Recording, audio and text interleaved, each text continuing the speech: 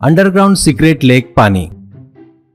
राजस्थान के नजदीक में सरसी नाम का एक गांव था। उस गांव के लोग पानी के लिए बहुत तकलीफ उठाते थे। कोई कोई तो वहां से कई किलोमीटर जाकर वहां से पानी लाते थे। उस गांव में ध्रुव नाम का लड़का था। उसके माताजी भी दूर से पानी लाते थे। वो ध्रुव से बर्दाश्त नहीं होता था।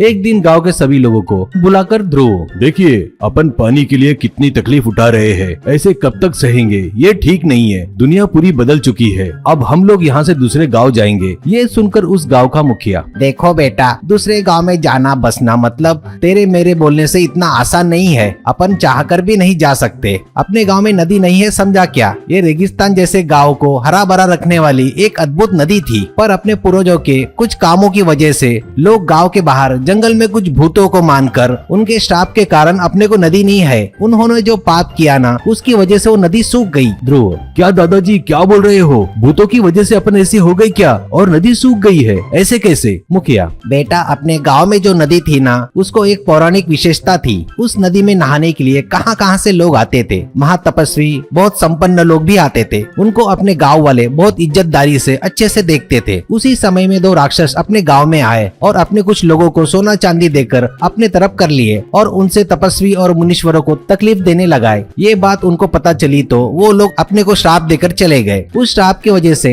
नदी पूरी सूख गई। बस उस दिन से अपन लोग गांव छोड़कर बाहर नहीं जा सकते। जी भर के पानी नहीं पी सकते बेटा, ऐसा कहता है। इससे अब क्या कर सकते हैं करके ध्रुव घर चले जाता है। फिर ध्रुव उस नदी के बारे में सोचते रहता था। उसे जो पता था उन किताबों को, पुरातन ग्रंथों को पढ़ता था। वो पढ़कर एक दिन ध्रुव पानी लाने के लिए अपने दोस्त विष्णु के साथ मिलकर जाते वक्त उस रास्ते में वो कुछ बीज के दाने डालते हुए जाता है। ये देखकर वो क्या कर रहा है पता नहीं होने से विष्णु हंस रहा था।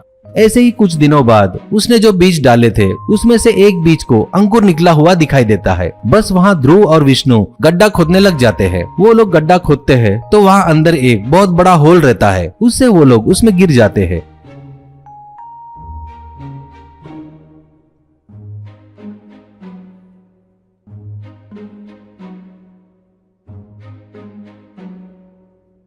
नीचे अंडरग्राउंड में सरसी का पानी था, यानी वहाँ बड़ी नदी रहने से वो लोग पूरे नदी भर तैरते हुए खुशी से घूमने लगे।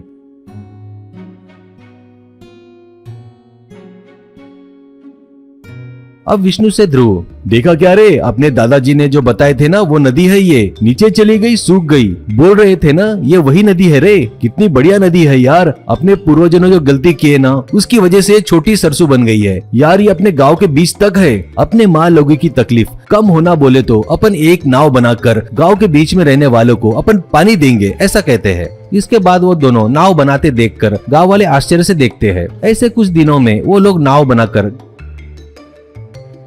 गांव के बीच में एक बड़ा होल करते हैं। बस वो लोग नाव सहित नीचे पानी में गिर जाते हैं।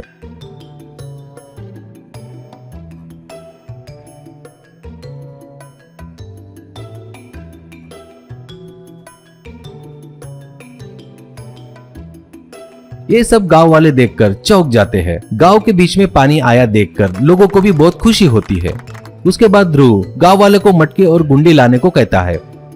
फिर वो मटकों में पानी भरकर ऊपर रस्सी से खींचने को बोलता है। ध्रुव उस पानी को मटके में भरकर दे रहा था। लोग उसे रस्सी से ऊपर खींच रहे थे।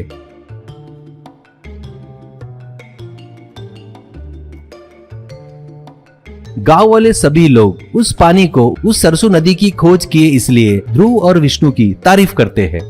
फिर गांव वाले से ध्रुव, देखिए माँ जी, अपने पूर्वजों ने गलती ही नहीं की है। अपन ही किसी जन्म में पानी का सम्मान नहीं किए होंगे, बेवजह बर्बाद किए होंगे पानी को, इसलिए अपन लोग ऐसे पानी नहीं रहे जगह पर जन्मे हैं। आज से गांव के दो लोग इस नाव से नीचे उतरकर इस पानी को ऊपर देना होगा। और हाँ, लोग नीचे उतरने से पहले पूजा करके उस नदी माँ को क्षमा मांगकर अब से इस पानी को अच्छे से संभाल कर इस्तेमाल करेंगे, ऐसा कहता है। ये सुनकर गाँव वाले सभी लोग तालियां बजाते हैं।